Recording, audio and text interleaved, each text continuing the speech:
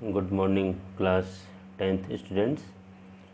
अभी अपना इस चैप्टर का लास्ट वीडियो है एसिड बेस एंड सॉल्ट्स का। तो इसमें अभी हमारे पास दो सॉल्ट और बचे हुए हैं, एक तो हमारा ब्लीचिंग पाउडर है और एक सॉल्ट प्लास्टर ऑफ पेरिस है। इसको हम लोग अच्छी तरह से पढ़ लें और इसके बाद हम आराम से आप लोग इंडेक्स क्वेश्चन और एक्सरसाइज क्वेश्चन करके आप इस चैप्टर को कंप्लीट कर लेना। अभी जब यानी आपके लाइव क्लास होंगी तो उसमें इससे रिलेटेड या कोई प्रॉब्लम्स अगर ऐसी होंगी तो हम उसको डिस्कस करेंगे और फिर इसके आगे चलेंगे। ब्लीचिंग पाउडर का देखिए फार्मूला आपका CaOCl2 है। अगर आपसे कोई इसका नाम पूछे तो कैल्शियम ऑक्सीक्लोराइड हम इसको नाम देते हैं, ध्यान देना, कैल्शियम ऑक्सीक्लोराइड इसका नाम है। प्रिपरेशन में ब्लीचिंग पाउडर प्रिपरेशन में कैल्शियम हाइड्रोक्साइड, जो कि आपको पता है कि सोडियम में कैल्शियम हाइड्रोक्साइड जो है ये इसको हम पाउडर फॉर्म में लेते हैं और कैल्शियम हाइड्रोक्साइड को पाउडर फॉर्म में ले करके क्लोरीन गैस पास करते हैं। क्लोरीन गैस पास करेंगे तो CaOCl2 यानी ब्लीचिंग पाउडर अपना बनेगा और साथ में H2O रिलीज़ होगी। प्रॉपर्टी प्रिपरेशन में इसके आगे देखा जाए ब्लीचिंग पाउडर, आप लोगों का देखा जाए bleaching powder is a packed in air tight container, क्योंकि इसका रीज़न केवल एक है, अगर ब्लीचिंग पाउडर को एयर के कांटेक्ट में छोड़ दिया जाए तो इसमें से क्लोरीन लूज़ होती है और क्लोरीन ही इसका मेन पार्ट है, क्योंकि इसी क्लोरीन की वजह से bleaching powder germs killing behaviour दिखाता है, जर्मिसाइडल नेचर शो करता है।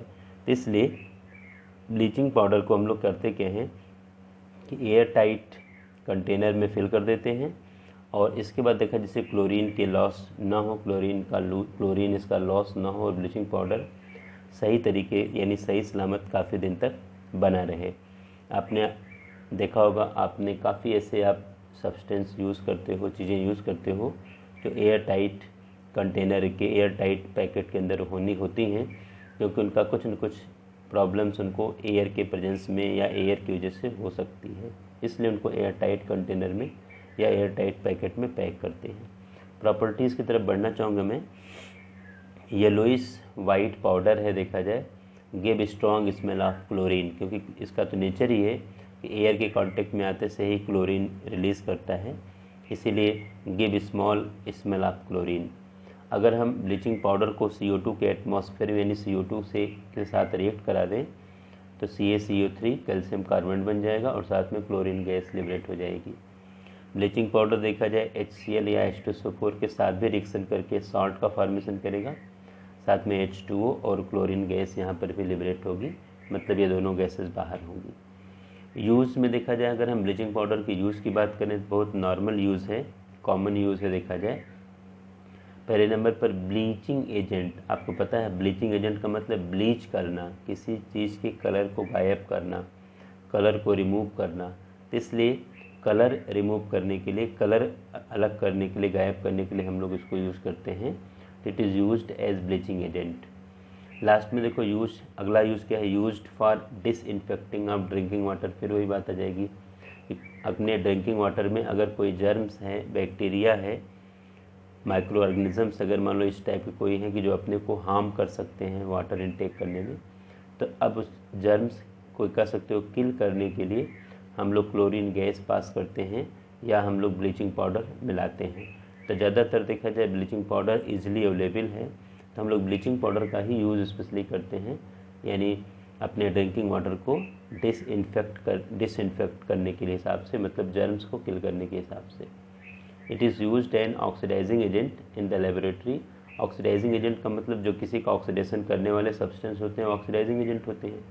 तो अगर किसी सब्सटेंस का हमें ऑक्सीडेशन करना होता है या हमारी ज़रूरत पड़ती है लैब में या इंडस्ट्रीज़ में, तो हम वहाँ पर हम ब्लीचिंग पाउडर को यूज़ कर सकते हैं। अगले केस में it is used in rendering wool unshrinkable, मतलब देखा जाए आपने देखा होगा वूल के जो प्रोडक्ट होते हैं वो बहुत जल्दी से देखो सिकुड़ जाते हैं अगर उनको धो दिया जाए या उनको डिटर्जेंट उनके लिए यूज़ कर दिया जाए। तो इसका यूज़ हम लोग देखा जाए रेंडरिंग यूल अनश्रिंकेबल, मतलब इसको देखा जाए अनश्रिंकेबल बनाने के हिसाब से भी हम लोग ब्लीचिंग पाउडर को यूज़ करते हैं। अगले केस में देखा जाए in the manufacture of chloroform, chloroform बनाने में फिर इसका कोई न कोई किसी न किसी स्टेप पर इसका एप्लीकेशन ऑलरेडी है। तो ये कुछ नॉर्मल यूज़ है ब्लीचिंग पाउडर के, इससे ज़्यादा इसमें ब्लीचिंग पाउडर में और अपने को नहीं समझना है। बस इतनी सी बात अगर हम समझ जाएं तो अपना काम इससे हो जाएगा। सबसे लास्ट में देखा जाए एक और हमारा सॉल्ट है, जैसा कि आपको पहले से पता है, प्लास्टर ऑफ पेरिस, जिसको हम POP का नाम देते हैं, प्लास्टर ऑफ पेरिस। सबसे पहले ये देखिए प्लास्टर ऑफ पेरिस में CaSO4 whole twice into H2O, इसका नाम है जिप्सम। ध्यान देना, सॉरी, ये जो आपका प्लास्टर ऑफ पेरिस है उसका फार्मूला है CaSO4 whole twice into H2O। अब यहाँ पर CaSO4 में टू मालिक्यूल कैल्शियम सल्फेट अगर होगा तो उसके रिस्पेक्ट में सिंगल मालिक्यूल H2O का इसके साथ अटैच होगा, या यूँ कह सकते हो CaSO4 into half H2O। CaSO4 calcium sulphate लेके चलेंगे और हाफ H2O, आधा H2O के साथ हम लोग, वैसे हाफ H2O लिखना ये नहीं कह सकते टेक्निकली राइट नहीं है, लेकिन चूँकि 2 कैल्शियम सल्फेट के रिस्पेक्ट में 1 H2O था, तो अगर 1 कैल्शियम सल्फेट के रिस्पेक्ट में अगर हम देखेंगे तो हाफ H2O यहाँ पर बनेगा। तो इसका कभी कभी क्वेश्चन आता है कि what is plaster of Paris. Formula तो आपको पता ही होता है, फार्मूला आप लिख देते हो, लेकिन अगर आपको लिखना हो ऐसे वर्ड में तो कैल्शियम सल्फेट हेमीहाइड्रेट, ध्यान देना इस पॉइंट को आप ध्यान में रखिएगा, कैल्शियम सल्फेट हेमीहाइड्रेट, इसको हम POP यानी प्लास्टर ऑफ पेरिस का नाम देते हैं अगर कभी क्वेश्चन आए तो। प्रिपरेशन में देखा जाए आपसे कई बार क्वेश्चन आया है, डायरेक्ट कोई POP के प्रिपरेशन को पूछने के बजाय ये पूछता है what happens when gypsum is heated at 373 kelvin. तो आपका जिप्सम का फार्मूला होता है CaSO4 इंटू 2H2O, ध्यान देना, यानी सिंगल CaSO4 के साथ 2 H2O मालिक्यूल इसके साथ लगे होते हैं, तो CaSO4 इंटू 2H2O। जब इसको आप स्ट्रांगली हीट करते हो 373 केल्विन पर तो CaSO4 इंटू हाफ H2O इसके साथ बनेगा और 1.5 H2O अलग हो जाएगा। फिर वही बात करना चाहूँगा कि हाफ H2O टेक्निकली लिखना सही नहीं है, इसलिए हम लोग क्या करते हैं, इस फार्मूले को CaSO4 इंटू 2H2O को साथ सीधे सीधे 2 मालिक्यूल के साथ लेके चलते हैं, 2 CaSO4 इंटू 2H2O। इसको 373 केल्विन पर हीट कर दोगे तो देखा जाए CaSO4 whole twice into H2O आ जाएगा और साथ में 3H2O अलग हो जाएगा। तो ये भी हम फार्मूला लिख सकते हैं और ऊपर वाला भी फार्मूला हम लिख सकते हैं, दोनों फार्मूले अपने राइट हैं, मतलब दोनों चीज़ें अपने लिए राइट हैं। या तो हम प्लास्टर ऑफ पेरिस POP बनाने के लिए जिप्सम को हीट करने वाला ये फार्मूला अप्लाई करें या ये लिखें, दोनों राइट हैं और दोनों में से कोई भी हम लिख सकते हैं। प्रॉपर्टीज़ में देखा जाए बिल्कुल सिंपल प्रॉपर्टी है इसकी, वाइट पाउडर है, absorb moisture with evolution of heat. अगर ये इसको वाटर के कांटेक्ट में डाल दिया जाए या इसको एयर के कांटेक्ट में छोड़ दिया जाए तो एयर की मॉइस्चर एब्जॉर्ब करके ये कह सकते हो कि मॉइस्चर एब्जॉर्ब कर लेगा और उसके बाद इवोल्यूशन ऑफ हीट मतलब क्या, एनर्जी रिलीज़ होगी। कहने का मतलब है कि कह सकते हो कि हमारा पूरा सिस्टम या पूरा कंटेनर जिसमें ये रिएक्शन हम करा रहे हैं वो वार्म हो जाएगा। एक रिएक्शन देखा जाए ये कई बार कुछ पूछा गया है कि अगर हम POP में प्लास्टर ऑफ पेरिस में वाटर मिलाते हैं तो क्या होता है। तो बिल्कुल सिंपल सा केस है, जिप्सम से POP बना था तो अगर हम POP में वाटर मिला देंगे तो फिर से जिप्सम का फॉर्मेशन कर देगा। यहाँ पर कोई पर्टिकुलर टेम्परेचर नहीं चाहिए, नॉर्मल केस अपने दिमाग में रहना चाहिए। तो CaSO4 whole twice into H2O plaster of Paris से POP प्लस 3H2O, केवल वाटर मिक्स करते से ही वाटर एब्जॉर्ब कर लेगा और 2 CaSO4 इंटू 2H2O मतलब जिप्सम का फॉर्मेशन कर देगा। तो ये चीज़ अपने को समझ में आनी चाहिए। इसके बाद देखा जाए इसकी प्रॉपर्टीज़ की बात हम लोग कर लेते हैं और अपना ये टॉपिक यानी ये चैप्टर कंप्लीट हो जाएगा। POP के यूज़ की तरफ हम बढ़ना चाहेंगे। देखिए प्लास्टर ऑफ पेरिस का जो इम्पोर्टेंट यूज़ है ये आपके सामने मैं मेंशन कर रहा हूँ, आप लोग थोड़ा ध्यान से उसको देखना।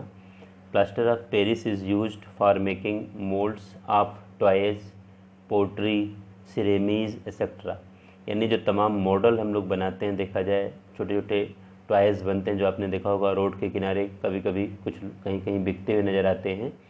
पोट्री ग्लेज जिसमें देखा जाए एग रखे जाते हैं। सिरेमीज़ ऐसे थोड़े थोड़े कह सकते हो कि यानी डेकोरेटिव पार्ट्स होते हैं, आइटम्स होते हैं, इनके बनाने में हम लोग POP का यूज़ करते हैं।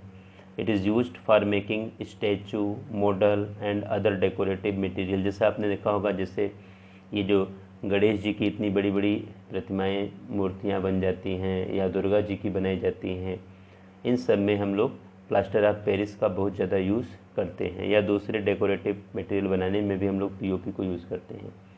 सबसे मेन देखा जिसका एप्लीकेशन अगर हम यूँ कहें, it is used in medical applications known as plaster for setting broken and fractured bone in the right position in the and in dentistry.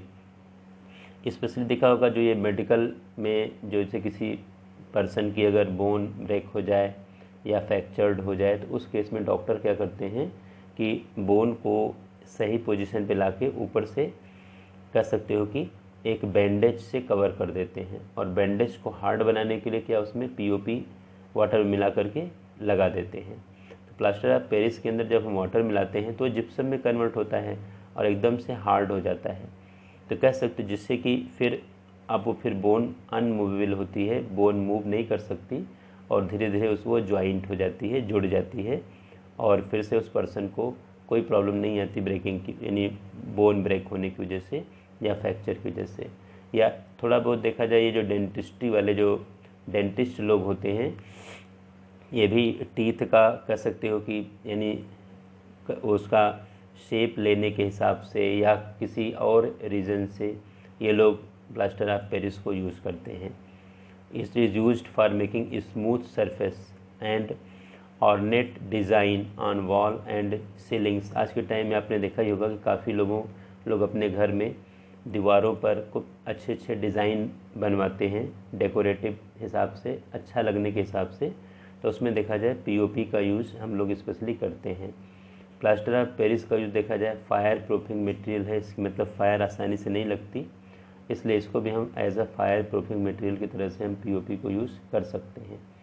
तो सबसे लास्ट यूज़ देखा जाए, it is used in laboratory for sealing the air gap in operators to make it air tight. अगर कहीं ऐसा कुछ हमें need हो रही है कि ऑपरेटर्स को हमें एयर टाइट करना है, तो उस केस में भी देखा जाए हम लोग प्लास्टर ऑफ पेरिस का यूज़ करते हैं। तो इतना सा देखो एप्लीकेशन है, यूज़ हैं आपके पीओपी के। अब आप लोग वीडियो के हेल्प से पूरे नोट्स प्रिपेयर करना, और ये acid base and salt chapter अपना कंप्लीट हो चुका है।